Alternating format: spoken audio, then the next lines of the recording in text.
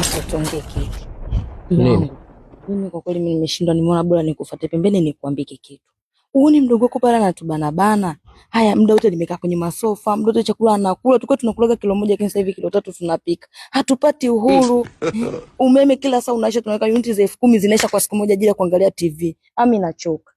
Kwa hiyo mdogo wangu anakukwaza sana. Shida yako nini? Aondoke. Tubaki sisi kama sisi tulivyokuwa. Daking. Yo. Yaani bora ende nyumbani. Nimeshakuelewa, kaa kimya. Ndio. Muite Juliet hapa. Juliet. Haitwa.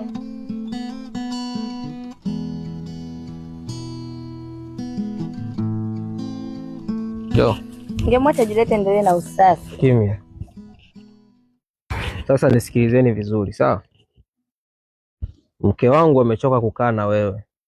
Na mimi nimechoka kukaa na wewe. Wewe si ni mdogo wake na mke wangu.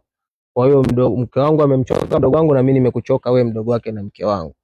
Kwa hiyo cha kufanya ni wewe beba mabegi rudi nyumbani kwetu. Nakupa nauli. Na wewe beba mabegi rudi nyumbani kwenu. Dadako atakupa nauli. Haya, tokeni hapa. Nampaje nauli? Wewe. Nimemaliza kuongea, tokeni. Toka. Nisikilize vizuri. Kama umeona mdogo wangu kuishi hapa anakubana, na mimi nimeona mdogo wako kuishi hapa ananibana, acha waende huko, mimi na wewe ndio tubanane.